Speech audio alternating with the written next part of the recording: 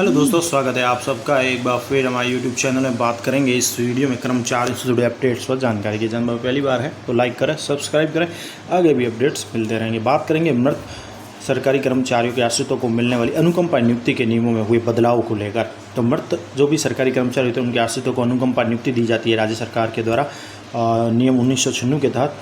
तो जो नियुक्ति प्रदान की जाती है उसके संबंध में अब नवीन अपडेट्स आ चुके हैं। इसमें यह है कि ऐप के माध्यम से नियुक्ति प्रक्रिया का आवेदन होगा और समस्त प्रक्रिया होगी। इसके साथ ही हम कुछ अनुकंपा नियुक्ति को लेकर चल रहे विभिन्न प्रश्नोत्तर और कह सकते हैं कि ऑर्डर जो ज़रूरत होती है दस्तावेज, उनकी बात करेंगे। सबसे पहले इस ऑर्डर की बात कर लेते हैं जिसमें महत्वपूर्ण बदलाव को लेकर बात की गई है।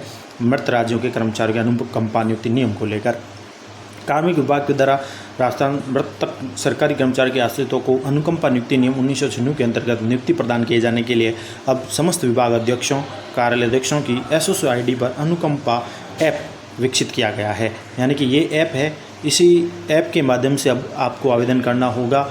जो भी मृत कर्मचारी के आश्रितों को अनुकंपा नियुक्ति लेनी है तो एसएसओ आईडी के माध्यम से होगा। इसके लिए समस्त विभाग अध्यक्ष, कार्याध्यक्ष की मैपिंग भी की जा चुकी है।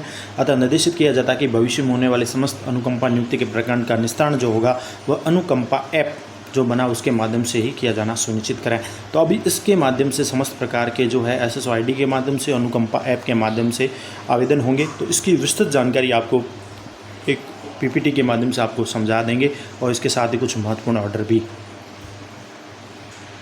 दोस्तों, हम बात करेंगे इस वीडियो में राजस्थान सरकार के द्वारा सिस्टम जो बनाया गया है एसएसओ आईडी के माध्यम से अनुकंपा ऐप के माध्यम से नियुक्ति प्रक्रिया को लेकर होने वाले चरणबद्ध तरीकों की। तो किस प्रकार से अनुकंपा नियुक्ति के लिए आवेदन होगा एसएसओ आईडी के माध्यम से, जो नियुक्ति की प्रबंधन प्रणाली विकसित की गई है एसएसओ पर, उसी के बारे में चर्चा करेंगे। तो ये है Rajasthan compassionate appointment management system. SSO login option नज़र आ रहा होगा आपको, इसी के माध्यम से जाके आप नियुक्ति कर सकते हैं, अप्लाई कर सकते हैं। इसमें 4 पॉइंट आपको नज़र आ रहे होंगे। अनुकंपा नियुक्ति संबंधित नियम परिपत्र भी देख सकते हैं। अनुकंपा नियुक्ति के लिए आवश्यक दस्तावेज है।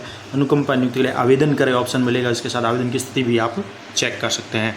तो ये एक नियुक्ति प्रबंधन प्रणाली यूज़र मैनुअल बनाया गया है और इनमें समस्त चीज़ें आपको देखने को मिलेगी और हम पूरा प्रोसेस देखेंगे इसमें, और क्या क्या मुख्य जानकारियाँ दी गई है और किस प्रकार से हमें जो बताया गया है। इसमें ऊपर निर्देश भी दिए गए हैं। आश्रित का अर्थ कौन है, स्पौस पति पत्नी है या मृत सरकारी सेवक के जीवन के दौरान गोद लिए गए पुत्र वगैरह है। अविवाहित विधवा तलाकशुदा पुत्री जिसमें मृत सरकारी सेवक द्वारा उसके जीवन काल में विधि से गोद लिए गए पुत्र वगैरह है। विवाहित पुत्री वगैरह है। मृतक सरकारी सेवक अन्य से आश्रित उपलब्ध नहीं है। मृत सरकारी कर्मचारी अविवाहित होने की स्थिति में उसके माता पिता अविवाहित भाई या अविवाहित बहन भी है। तो इस प्रकार के नियम कायदे गए हैं। ये पोर्टल का होम पेज है। यहाँ पर जो है एसएसओ लॉगिन के माध्यम से सारा काम होगा। तो आपको पूरी इसमें जो नियुक्ति प्रबंधन प्रक्रिया है वो देख लेते हैं और समझा देते हैं इस पीडीएफ के माध्यम से, पीपीटी के माध्यम से। अनुकंपा नियुक्ति प्रबंधन प्रणाली का जो ये ऑप्शन नज़र आए, एक होम है, एक डाउनलोड है, एफएक्यू है, क्वेश्चन आंसर है, एसएसओ लॉगिन है। अब होम में क्लिक ऑन होम बटन पर अगर आप करेंगे तो होम पेज पे देखने के लिए होम बटन पर क्लिक करेंगे। डाउनलोड पर देखने के लिए आपको डाउनलोड में पीपीटी है, वीडियो इंस्ट्रक्शन मिलेंगे जहाँ से आप डाउनलोड करते हैं। यूज़र मैनुअल वगैरह सारे इंस्ट्रक्शन आपको मिल जाएंगे। एफएक्यू का बटन है, वहाँ पर आपको अक्सर पूछे जाने वाले प्रश्न मिल जाएंगे। क्या क्या अनुकंपा नियुक्ति को लेकर आपके मन में प्रश्न हैं वो सारे प्रश्न यहाँ पर मिल जाएंगे। इसके साथ ही एसएसओ लॉगिन का बटन आपको नज़र आ रहा होगा। एसएसओ लॉगिन बटन पर आपको क्लिक करना है और अगर आपके पास आईडी पासवर्ड लॉगिन करने के लिए है तो लॉगिन पेज पर रीडायरेक्ट करेगा। ये सीधा एसएसओ लॉगिन पेज पर ले जाएगा। यहाँ से एसएसओ लॉगिन करने पर अब बात करते हैं एसएसओ लॉगिन के लिए। इस प्रकार का पेज ओपन होता है। एसएसओ लॉगिन पर क्लिक करें, फिर पोर्टल आपको अनुकंपा नियुक्ति के लिए एसएसओ लॉगिन पेज पर रीडायरेक्ट कर देगा। तो ये एसएसओ लॉगिन का जो ऑप्शन आता है यहाँ से आप लॉगिन कर सकते हैं। अनुकंपा नियुक्ति प्रबंधन प्रणाली के लिए ये इस प्रकार की सूचनाएं आपको नज़र आएगी और इसमें जब आवेदन करेंगे तो तीसरा वाला ऑप्शन यूज़ होगा, अनुकंपा नियुक्ति के लिए आवेदन करें। अब बात करेंगे अनुकंपा नियुक्ति संबंधी आदेश परिपत्र कोई। तो अनुकंपा नियुक्ति से संबंधित जो भी ऑर्डर है, सर्कुलर है, जो एप्लीकेशन से रिलेटेड है वो सारे आपको यहाँ मिल जाएंगे। वो भी आप चेक कर सकते हैं यहाँ पर, जिसमें डाउनलोड में भी है। अनुकंपा नियुक्ति से संबंधित नियम परिपत्र है, पीडीएफ के रूप में आप डाउनलोड कर सकते हैं। इसके साथ ही आवेदन के लिए आवश्यक दस्तावेज भी मिलेंगे आपको। तो आपको क्या क्या मैंडेटरी दस्तावेज लगाने हैं वो भी आपको मिल जाएंगे। डॉक्यूमेंट रिक्वायर है आपके लिए, तो ये पीडीएफ के रूप में भी दिए गए हैं, लिखे हुए हैं, आप चेक कर सकते हैं, जो आपको नियुक्ति के दौरान ज़रूरी होंगे। अब बात करेंगे सर्वप्रथम कि अप्लाई कैसे करें। तो अनुकंपा नियुक्ति के लिए आवेदन करे वाला जो ऑप्शन है उसी के ऊपर आपको क्लिक कर देना है और अप्लाई ऑनलाइन एप्लीकेशन पे करना है। तो जैसा कि हिंदी में लिखा हुआ मिलेगा आपको, अनुकंपा नियुक्ति के लिए आवेदन करो। ऊपर जो 4 आपको कॉलम दिखाए गए हैं उसी के अंदर है ये रहा। जैसे अनुकंपा नियुक्ति के लिए आवेदन करें, ये वाला ऑप्शन है। आप जब यहाँ पर क्लिक करेंगे तो वो आ जाएगा। ऊपर सारे नियम कायदे बताए गए थे। अब ये प्रोसेस शुरू हो रहा है। जैसे कि अनुकंपा नियुक्ति के लिए आवेदन करें और यहाँ पर आपको SSO ID लगानी होगी और लॉगिन करना होगा, लॉगिन ID है तो। और आवेदन की स्थिति भी चेक कर सकते हैं। अगर आपके पास आवेदन पहले से कर रखा है तो स्थिति को जांच करने के लिए भी ऑप्शन है। आवेदन की स्थिति, आवेदन संख्या वगैरह दर्ज करके खोजें पे मोबाइल नंबर डाल के चेक कर सकते हैं। और सारा ये काम जो होगा SSO ID के माध्यम से ही होगा। और SSO के लिए URL है, SSO-rajasthan.go.in करके खोल सकते हैं। और आपके पास SSO ID पासवर्ड है तो लॉगिन के बटन पर क्लिक करके लॉगिन हो जाए। लॉगिन करने के लिए कर्मचारी के SSO ID और पासवर्ड दर्ज करें। यहाँ पर लिखा गया है कि ID पासवर्ड होंगे वो कर्मचारी के SSO ID और पासवर्ड दर्ज करने हैं और लॉगिन होना है। और लॉगिन के लिए एक और ऑप्शन है, यदि आपके पास SSO ID वगैरह नहीं है तो आवेदक जन आधार गूगल की मेल ID की सहायता से भी रजिस्ट्रेशन यानी पंजीकरण कर सकता है। SSO ID के लिए पंजीकरण कर सकता है। इसके लिए भी जो लॉगिन का बटन होता है उसके पास में रजिस्ट्रेशन भी लिखा हुआ होता है, वहीं से आप रजिस्ट्रेशन कर सकते हैं। ये रहा। अगर आपके पास नए SSO ID पंजीकरण करना है, मेल ID हो या जन आधार हो, उसकी आवश्यकता होगी। ये नीचे आइकन मिल जाएंगे। रजिस्ट्रेशन करना है तो आप रजिस्ट्रेशन भी कर सकते हैं जन आधार या ईमेल ID के माध्यम से गूगल की।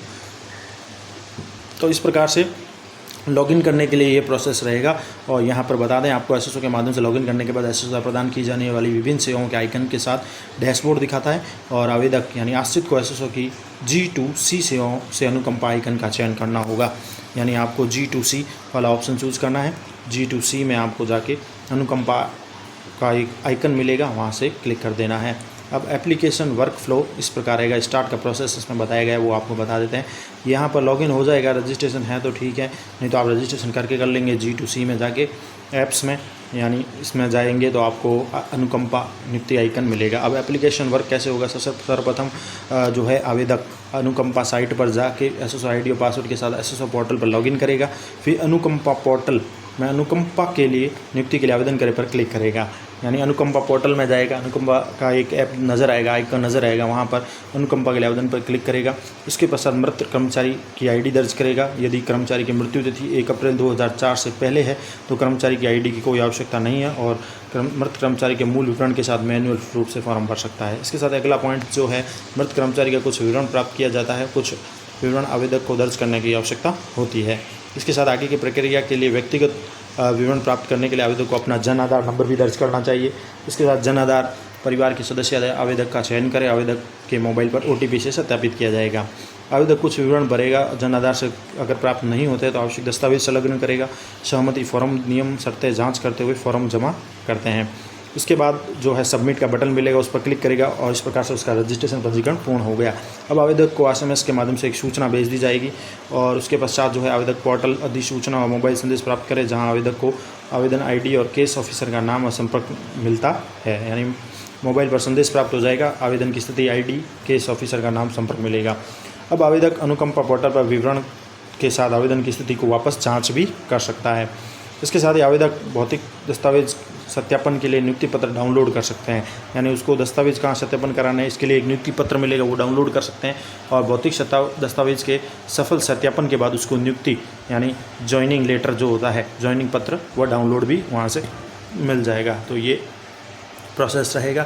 इसके साथ ही अब पोर्टल पर भी इसमें बता दिया गया है कि किस प्रकार से आप कर सकते हैं वापस पोर्टल पर, how to access the portal, portal को कैसे एक्सेस करें पूरा बताया गया है। आपको जाना है SSO लॉगिन करना है। SSO पोर्टल के लिए यहाँ क्लिक करें और ये जो SSO लॉगिन यहाँ है जो राजस्थान अनुकंपा नियुक्ति प्रबंधन प्रणाली है, तो SSO पोर्टल के लिए यहाँ क्लिक करें, यहाँ अनुकंपा नियुक्ति के लिए आवेदन करें, दोनों पेज पे रीडायरेक्ट कर दिया जाएगा। तो अनुकंपा नियुक्ति जो ऑप्शन मिला हुआ है, आवेदक अनुकंपा नियुक्ति के लिए पोर्टल के माध्यम से आवेदन कर सकता है। इसके साथ ही पोर्टल के माध्यम से SSO तक जाने के भी 2 तरीके हैं।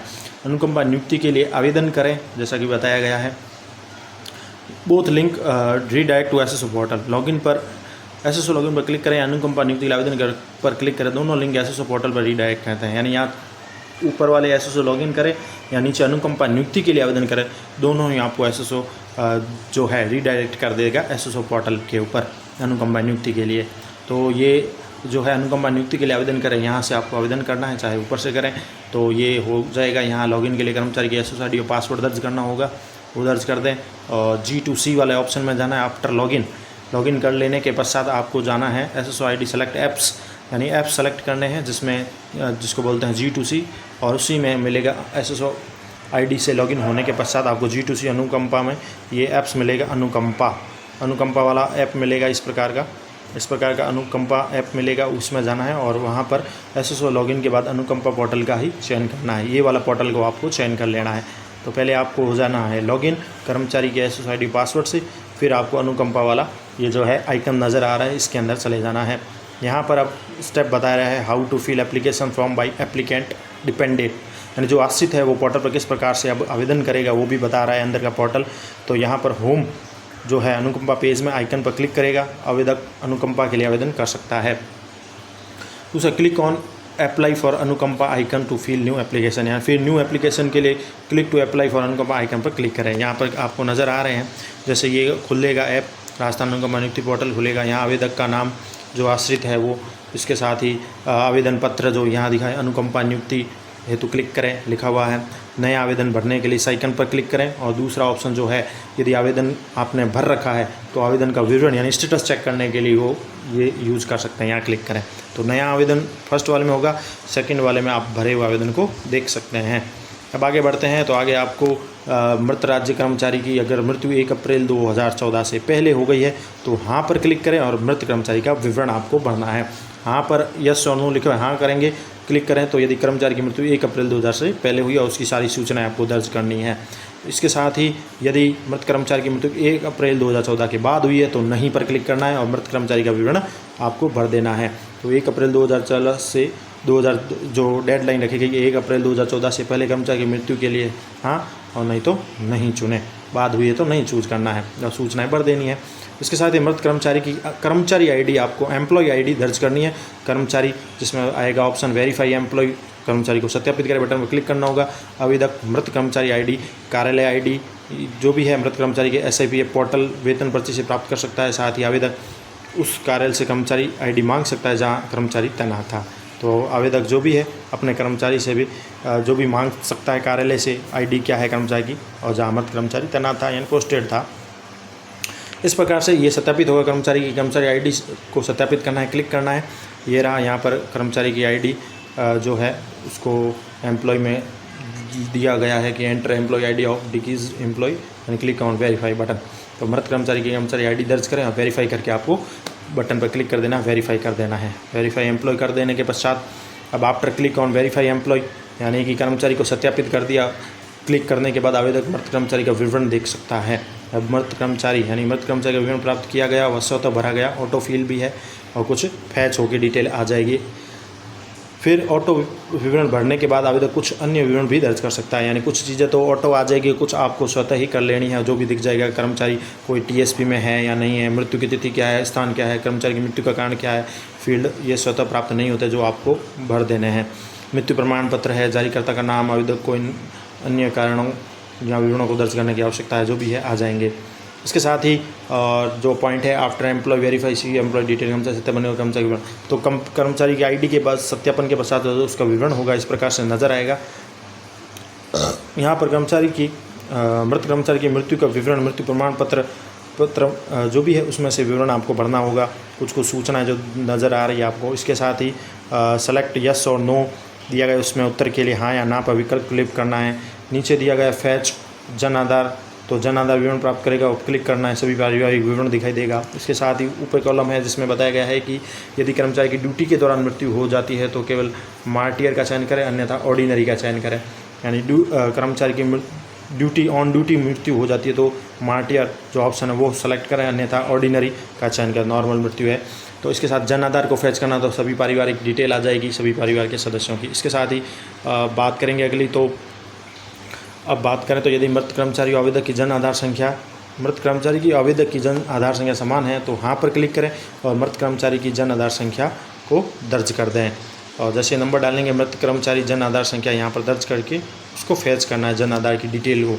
यदि मृत कर्मचारी आवेदक की जन आधार संख्या समान नहीं है तो नहीं पर भी क्लिक करके फिर मृत कर्मचारी की जन आधार संख्या, आवेदक की जन आधार संख्या और आवेदक की आधार संख्या को आपको दर्ज करना है। फिर जन आधार प्राप्त करें विवरण पर क्लिक कर देना है अगर नहीं है तो इस प्रकार से मृत कर्मचारी की जन आधार संख्या, आवेदक की जन आधार संख्या और आवेदक की आधार संख्या आपको दर्ज करनी है इस कॉलम में।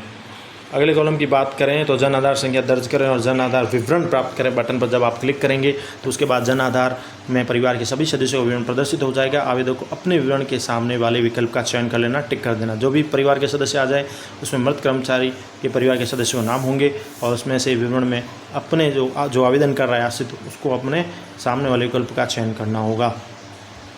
सेलेक्ट करने पर क्लिक करने से पहले परिवार के सभी सदस्यों के विवरण जैसे मृत कर्मचारी के जो भी संबंध है, वैवाहिक स्थिति, शैक्षणिक आदि भर दें। आवेदन करने के लिए आवेदन वाले परिवार के एक सदस्य का चयन करें पर क्लिक करें और उसको मोबाइल पर OTP भेजी जाएगी, उस पर क्लिक करें, OTP भेजें। तो इस प्रकार से जिस को सेलेक्ट करना है उसको सेलेक्ट कर लें, उसकी डिटेल भरनी है तो कुछ भर लें, संबंध है, वैवाहिक स्थिति, शैक्षिक योग्यता है, फिर चयन करें और मोबाइल पर OTP आ जाएगी, क्लिक करें। इस चरण में आवेदक का मोबाइल नंबर जन आधार से भी जुड़ा होना चाहिए, ये जरूरी है। जन आधार नंबर मोबाइल से जुड़ा होना चाहिए। यदि जन आधार नंबर लिंक नहीं है तो OTP भेजना, व्यक्तिगत विवरण प्राप्त करना संभव नहीं होगा। अतः आवेदक को अपना मोबाइल नंबर जन आधार में अपडेट करना होगा। ये बड़ा इंपॉर्टेंट है कि इस चरण में जो भी आवेदक है आवेदन कर रहा है अनुकंपा नियुक्ति के लिए उसका मोबाइल नंबर जन आधार से भी जुड़ा होना चाहिए, तभी उसकी सूचना यहाँ फैच हो पाएगी। परिवार के सदस्यों में से जो भी आवेदन कर रहा है उसका चयन कर लें और उसके वेरीफाई करने के लिए OTP भेजी जाएगी। सदस्य का चयन करने के बाद OTP और सेंड OTP पर क्लिक कर दें और OTP आ जाएगी। OTP भेजने पर क्लिक करने के बाद आवेदक अपने मोबाइल पर OTP प्राप्त करेगा। OTP दर्ज करना है, आपको सत्यापित वेरीफाई OTP करना है। यदि आवेदक को OTP प्राप्त नहीं होता है तो फिर से OTP प्राप्त करने के लिए OTP भेजें और क्लिक करें और फिर यहाँ पर OTP को दर्ज करना है, वेरीफाई OTP करना है। अब बात करें तो आवेदक OTP दर्ज करके OTP को सत्यापित करेंगे और क्लिक करेंगे। जन आधार से आवेदक के कुछ विवरण स्वतः ही प्राप्त हो जाते हैं। यदि कोई विवरण सही नहीं है तो आप अपना जन आधार अपडेट कराना होगा। विवरण सही नहीं है तो सारी फैच डिटेल मिल जाएगी यहाँ पर आपको और सारी सूचनाएं हैं। इसके साथ ही विवरण आपको दर्ज करें, सबमिट आइकन पर क्लिक करें। कुछ सूचनाएं अपलोड करनी है तो अपलोड है, जो भी फॉर्म है पूरा दिख जाएगा आपको। अब यहाँ पर आपको विवरण दर्ज करना है, फिर सबमिट वाला ऑप्शन मिलेगा। कुछ विवरण स्वतः प्राप्त हो जाएंगे और बाकी कुछ आपको भरने होते हैं। तो कुछ तो फैच होकर मिल जाएगी सूचनाएं, कुछ आप भरना चाहें वो आपको भरनी होगी। यदि आपका स्थायी पता पत्राचार के समान ही है तो चेक बॉक्स पर क्लिक करना होगा, अन्यथा आपको पत्राचार पते का पता जो भी है दर्ज करना होगा। ईमेल के लिए आपका वैलिड जो भी ईमेल एड्रेस वो भरना होगा। फ़ोटो वगैरह अपलोड है वो 2 MB वगैरह के होने चाहिए। वरीयता के आधार पर नियुक्ति के लिए 3 चाहे जा रहे जिलों का भी आप चयन कर सकते हैं। वरीयता के आधार पर passport size photo scan signature 2 MB के भीतर अपलोड करना है। ये सारे खुल जाएंगे नीचे ऑप्शन। जो भी है आपको पासपोर्ट साइज़ फ़ोटो वगैरह सिग्नेचर है ये भी करना है। एक ईमेल भी डालना है। इसके साथ ही पत्राचार का पता स्थायी पते के समान ही हो तो बटन पर क्लिक कर देना है। और फ़ोटो हस्ताक्षर अगर अपलोड करने हैं नियुक्ति के लिए 3 जिले चयन कर सकते हैं। और देर से आवेदन करने के लिए कारण है तो टिप्पणी करें। इसके लिए यदि आवेदन पहले आवेदन किया है आपने, यदि आवेदक ने पहले कभी आवेदन किया है तो हाँ पर लेना था, नहीं पर क्लिक कर देंगे। छोटी मोटी जो भी सूचनाएं मांग रहे हैं बता रहे हैं आपको इस प्रकार से दर्ज करना है। फिर आपको नीचे जो ऑप्शन मिल रहा है कि क्या आप अन्य आश्रित दर पूर्व में कोई आवेदन किया गया था तो पहले से मौजूद आवेदन का विवरण है तो वो है। क्या आप अन्य आश्रित दर पूर्व आवेदन किया गया था पर क्लिक करें। फिर मौजूदा आवेदन विवरण, पहले से मौजूद आवेदन का विवरण बॉक्स दिखाई दे जहां आवेदक को विवरण दर्ज करना होगा। पहले से आवेदन अगर कर रखा है तो उनके लिए है। यदि आवेदक ने पहले आवेदन किया है तो हाँ पर क्लिक करने था, नहीं पर क्लिक कर दें। इसके साथ ही नीचे ऑप्शन है उसमें आवेदक के अंत में पहले से मौजूद आवेदन का विवरण भी दिखाई दिया जाएगा अगर पहले कर रखा है तो। इसके साथ ही निम्नलिखित अनिवार्य दस्तावेज है। अब मैंडेटरी जो कह सकते हैं कि डॉक्यूमेंट रहेंगे वो भी अनिवार्य दस्तावेज इस प्रकार है जैसे कि death certificate of deceased employee यानी दिवंगत कर्मचारी का मृत्यु प्रमाण पत्र, आवेदक का जन आधार कार्ड, आवेदक का आधार कार्ड, उसका मूल निवास प्रमाण पत्र, जन्म प्रमाण पत्र, 10वीं की मार्कशीट है, आवेदक का शैक्षणिक योग्यता प्रमाण पत्र, राजपत्र अधिकारी द्वारा सत्यापित चरित्र प्रमाण पत्र है, स्वघोषणा का सत्यापन पत्र यानी पुलिस वेरिफिकेशन रिपोर्ट है, आवेदक के संतान की स्थिति, जन्म तिथि, जन्म से संबंधित और संतान से संबंधित या जन्म तिथि से संबंधित घोषणा पत्र वगैरह है, परिवार की आय का शपथ पत्र। इसके साथ ही मृत कर्मचारी के परिवार की आय के अन्य स्रोत संबंधी शपथ पत्र है। ये सारे जरूरी डॉक्यूमेंट है। परिवार के सभी सदस्यों के भरण पोषण का शपथ पत्र स्वघोषणा का शपथ पत्र, दी गई सूचना सभी सही है। इसके साथ ही अन्य दस्तावेजों में राशन कार्ड है, कोई गोद लिया है तो गोद लेने का प्रमाण पत्र लागू है, तो अनुसूचित क्षेत्र का है तो विशेष मूल निवास प्रमाण पत्र है, आवेदक का जाति वर्ग प्रमाण पत्र, विकलांग है तो विकलांगता का चरित्र प्रमाण पत्र अंतिम संस्थान द्वारा जारी। इसके साथ ही अविवाहित होने पर प्रस्तुत किया गया घोषणा पत्र, विवाहित है तो दहेज के समय प्रस्तुत किया घोषणा पत्र, आवेदक की नियुक्ति परिवार के प्रत्येक सदस्य अपनी सहमति व्यक्त करके अलग अलग शपथ पत्र का एक संयुक्त दस्तावेज है। परिवार का कोई अन्य सदस्य कर्मचारी की मृत्यु के समय आश्रित की नियुक्ति के समय पहले से ही सरकार बोर्ड निगम किसी कर्मचारी के रूप में नहीं होने का शपथ पत्र। तो ये ज़रूरी दस्तावेज हैं जो सारे पीछे मांगेंगे। एप्लीकेट अपलोड डॉक्यूमेंट, आवश्यक दस्तावेज जो नाम लिखे गए एक एक करके आपको अपलोड करना है। ये सारे डॉक्यूमेंट आपको ये रहे। क्लिक ऑन डिक्लेरेशन में क्लिक कर देना, घोषणा है, और सबमिट बटन है जिस पर क्लिक कर देना। या ये MB के रूप में है, PDF आपको मांगी जाएगी, एक आधार कार्ड, जन आधार वगैरह जो भी है, जन्म तिथि का प्रमाण पत्र, ये सारे मांगे जाएंगे, अपलोड करने हैं। आप आवेदन सफलतापूर्वक सबमिट किया गया है और आगे की कार्रवाई के लिए अगले स्तर पर, यानी किसी भी मृत कर्मचारी का जो अंतिम पदस्थापित विभाग जो कार्यालय था जहाँ पर वो पदस्थापित था उसको भेज दिया जाता है और आवेदक को संदेश मिल जाता है। आवेदक का संदेश प्राप्त करें, इस प्रकार से आपको एक संदेश मिल जाएगा। अनुकंपा नियुक्ति तो आवेदन पत्र, अधिक जानकारी केस ऑफिसर संपर्क करें, तो संबंधित जो विभाग है मृत कर्मचारी का उसको भेजा जाएगा, वहाँ पर संदेश मिल जाएगा। तो इस प्रकार से ये तो हो गया सबमिट का प्रोसेस। अब आगे जो है वापस स्टेप बताते हैं आगे। अब आपने कोई सबमिट कर दिया है तो उसकी जाँच भी कर सकते हैं, जो वही ऑप्शन नियुक्ति वाला ही प्रोसेस, SSO लॉगिन से अनुकंपा ऑप्शन में जाना है। यहाँ पर आवेदन पत्र आवेदन करने के स्थान पर यहाँ पर करना है, आवेदन की स्थिति चेक करें, वो क्लिक कर देना है। और जैसे ही आवेदन विवरण आप जो है आपको नज़र आ जाएगा, आवेदन का जो भी विवरण है उसके लिए आप व्यू स्टेटस वगैरह देख सकते हैं। आवेदन की स्थिति देखने के लिए व्यू स्टेटस पर क्लिक करेंगे आप। इसके साथ केस अधिकारी विवरण देखने के लिए केस अधिकारी की जानकारी देख सकते हैं, क्लिक कर सकते हैं किसके पास गया है आपका केस। इसके साथ नियुक्ति पत्र भी डाउनलोड करने के लिए यहाँ डाउनलोड करें पर क्लिक करें। तो नियुक्ति पत्र जब जारी हो जाएगा तो डाउनलोड हेयर ऑप्शन मिलेगा, अपॉइंटमेंट लेटर लिखा हुआ है, तो नियुक्ति पत्र डाउनलोड यहाँ से कर सकते हैं। इसके साथ ही और जो है नियुक्ति का जॉइनिंग लेटर डाउनलोड करने के लिए भी डाउनलोड का ऑप्शन मिल रहा है, वो यहाँ से आप डाउनलोड कर सकते हैं। ये सारा अब जो भी अनुकंपा नियुक्ति की इस प्रकार से अनुकंपा नियुक्ति पोर्टल बनाया गया है, इसी के माध्यम से किए जाएंगे। और इस प्रकार से लास्ट में आपको आवेदन जो की है उसकी ट्रैक ID वगैरह देख सकते हैं, एप्लीकेशन नंबर देख सकते हैं, की गई कार्रवाई है, पद नाम क्या है, क्या क्या कार्रवाई की, कौन सी तारीख को की गई, सारी टिप्पणियां भी देख सकते हैं। यानी एक प्रकार से पूरा ऑनलाइन सिस्टम कर दिया गया है अनुकंपा नियुक्ति को लेकर। तो सारे स्टेटस आपको नज़र आ जाएंगे, हिस्ट्री एक्शन जो लिए गए हैं विभाग की तरफ देख सकते हैं।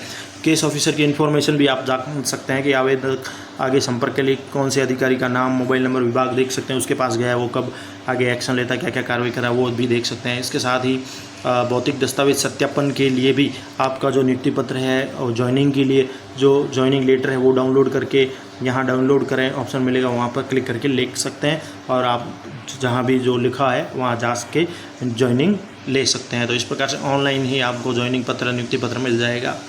इसके साथ ही अपॉइंटमेंट कम ज्वाइनिंग लेटर के लिए है तो ज्वाइनिंग लेटर डाउनलोड करने के लिए भी डाउनलोड ज्वाइनिंग लेटर ऑप्शन मिलेगा। इसके लिए नियुक्ति सह ज्वाइनिंग लेटर पर क्लिक करना है और आपको डाउनलोड का ऑप्शन मिलेगा, आप डाउनलोड कर सकते हैं ज्वाइनिंग लेटर भी। तो इस प्रकार से अपॉइंटमेंट लेटर है, दस्तावेज सत्यापन के लिए जो नियुक्ति पत्र है वो है, अंतिम ज्वाइनिंग का लेटर है, वो सारा यहाँ इसी के अंदर मिल जाएगा। जो अभी मैंने ऊपर आपको बताया है चेक स्टेटस में आवेदन, वहाँ सारे ऑप्शन मिलेंगे। तो ये महत्वपूर्ण जानकारी थी आप सभी के लिए। इसके साथ ही दोस्तों बात करेंगे कार्मिक विभाग राजस्थान सरकार का एक महत्वपूर्ण ऑर्डर जिसमें अनुकंपा नियुक्ति में आश्रित को परिभाषित किया गया है कि आश्रित कौन कौन होंगे जो मृत सरकारी कर्मचारी के मरने के पश्चात जो है अनुकंपा नियुक्ति के लिए पात्र हैं। 28/10/2021 का ये ऑर्डर जिसमें भारत सरकार के अनुच्छेद के अनुसार राजस्थान सरकार राज्यपाल के द्वारा सरकारी कर्मचारियों के लिए आश्रितों के अनुकंपा नियुक्ति नियम 1996 में संशोधित करते हुए ये बात कही गई है। तो इसमें बताया गया है कि राजस्थान मृत सरकारी कर्मचारी के आश्रित को अनुकंपा नियुक्ति नियम 2021 संशोधन किया गया है और तुरंत प्रभाव से प्रभावित होंगे। मृत सरकारी कर्मचारी के आश्रितों को अनुकंपा नियुक्ति नियम के तहत प्रतिस्थापित किया जाएगा। अब आश्रित से जो अभिप्राय यहाँ बताया गया, आश्रित कौन है मृत सरकारी कर्मचारी के, एक तो पति है, यानी किसी की पत्नी मर गई है तो पति है, यहाँ पत्नी मर गई है तो पति है, तो पति पत्नी है, यहाँ उसका पुत्र जिसमें मृत सरकारी कर्मचारी उसके जीवन काल में वैध रूप से भले ही दत्तक गोद लिया गया है वह पुत्र सम्मिलित है। यहाँ अविवाहित कोई है वो भी है, अविवाहित कह सकते हैं, विधवा, विच्छिन्न, विवाह विच्छिन्न है, पुत्री जिसमें मृत सरकारी कर्मचारी उसके जीवन काल में वैध रूप से दत्तक ग्रहण की गई पुत्री भी सम्मिलित है, तो अविवाहित पुत्री भी सम्मिलित है।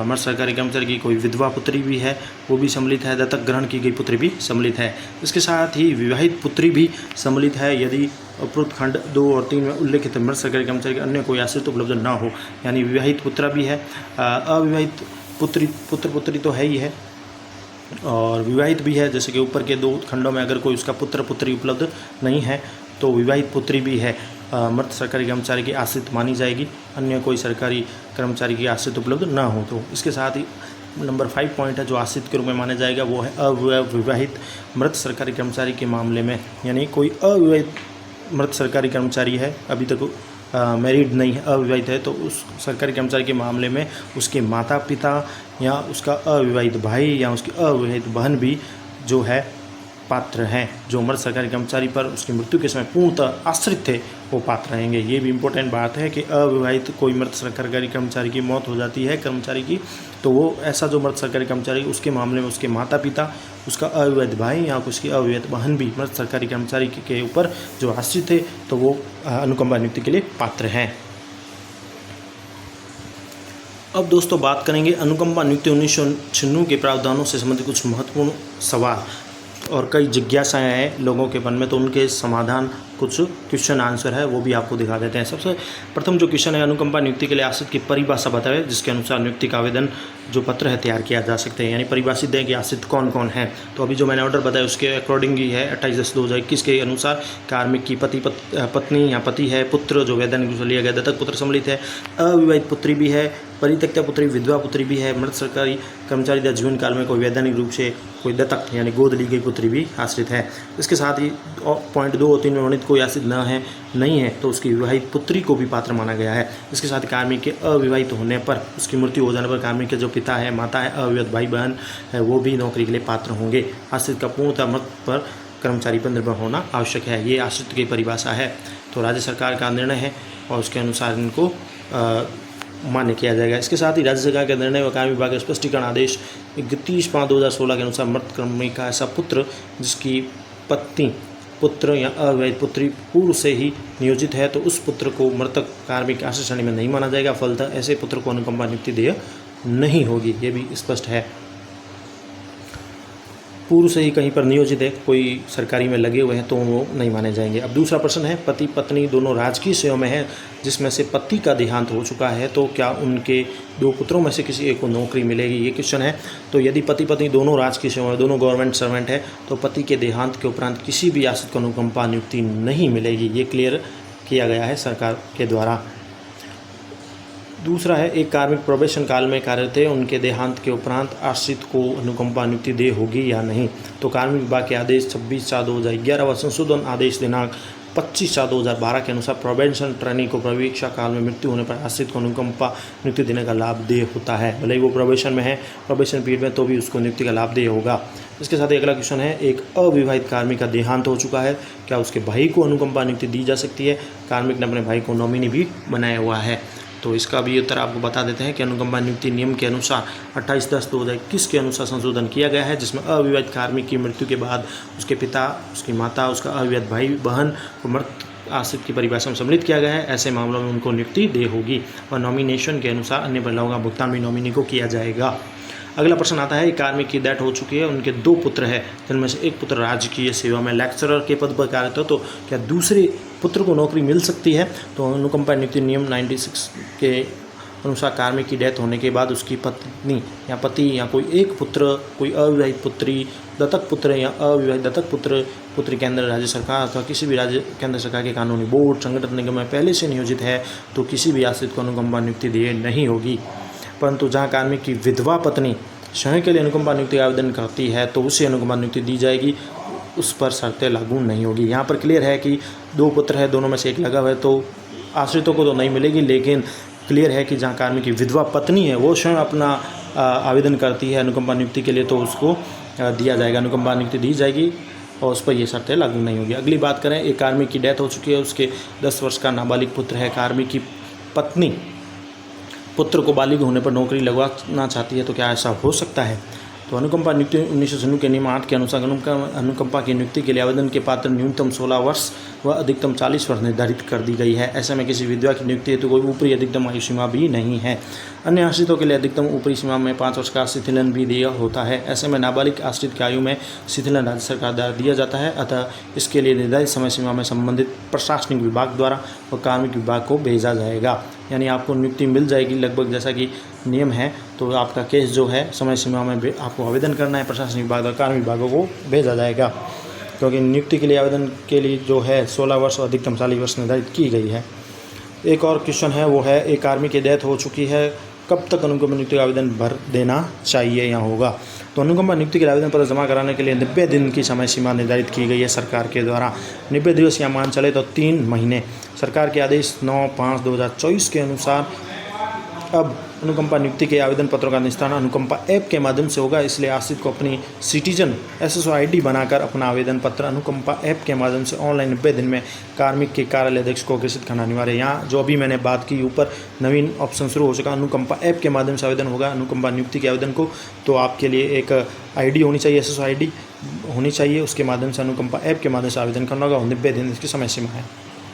जलदाय विभाग में एक कार्मिक वर्ग चार्ज पर कार्य थे, उनकी डेथ हो चुकी है, क्या उनके किसी आश्रित को नौकरी लग सकती है। तो वित्त विभाग के नियम 19/9/3 के अनुसार वर्ग चार्ज कार्मिक की मृत्यु होने पर उनके आश्रितों को भी नियमानुसार अनुकंपा नियुक्ति दी होगी। अगला क्वेश्चन, अनुकंपा नियुक्ति के लिए योग्यता के बारे में बताएं। तो कनिष्ठ सहायक LDC पद पर L5 के लिए शैक्षणिक योग्यता सीनियर सेकेंडरी यानी 12वीं पास, कंप्यूटर कोर्स RKCL वगैरह चलते हैं वो होना उत्तीर्ण है। कंप्यूटर कोर्स 2 वर्ष के भीतर परीक्षा काल में भी उत्तीर्ण किया जा सकता है, ये भी नियम है। कंप्यूटर योग्यता निर्धारित अवधि में प्राप्त नहीं करने पर 2/1/2017 के आदेश के अनुसार कार्मिक जितनी विलंब अवधि से योग्यता अर्जित करेगा उतनी ही अवधि के लिए उसका परीक्षा काल आगे बढ़ा दिया जाएगा। निर्धारित समय अवधि में उसको टंकण परीक्षा भी उत्तीर्ण नहीं होने तो वेतन वृद्धि भी नहीं दी जाएगी, यानी उसको टाइपिंग टेस्ट भी पास करना जरूरी है, नहीं तो वेतन वृद्धि नहीं मिलेगी। 2 वर्ष का समय भी है, परीक्षा काल में भी उत्तीर्ण कर सकता है कंप्यूटर कोर्स। अनुकंपा नियुक्ति प्राप्त विधवा महिला निःशक्त कार्मिकों को टंकण परीक्षा उत्तीर्ण करने में छूट दी गई है। निदेशक माध्यमिक शिक्षा विभाग द्वारा 19/4/2018 को जारी स्पष्टीकरण में पैरों से विकलांग कार्मिकों को टंकण परीक्षा में छूट दे नहीं है। विज्ञान संकाय से सीनियर सेकेंडरी पास आश्रित प्रयोगशाला सहायक L8 के लिए आवेदन कर सकते हैं। विज्ञान संकाय से जो सीनियर सेकेंडरी पास है वो प्रयोगशाला सहायक L8 के लिए आवेदन कर सकते हैं। इसमें पे लेवल 8 के अनुसार उनको वेतन मिलता है। इसके साथ चतुर्थ श्रेणी कर्मचारी L1 के लिए साक्षर होना आवश्यक है।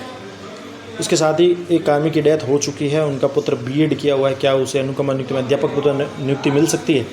तो ये मामला है कि कार्मिक विभाग की अधिसूचना 2/8/2001 25/7/2012 के अनुसार यदि किसी कार्मिक की अपनी पदेय कर्तव्यों के पालन के दौरान वध हो जाता है तो उसके आश्रित को योग्यताएं यानी जरूरी योग्यता होने पर आदेश दिनांक 3/7/2019 के अनुसार प्री मैट्रिक L10 और L11 ग्रेड पर 36 और 42 में भी नियुक्ति दी जा सकती है।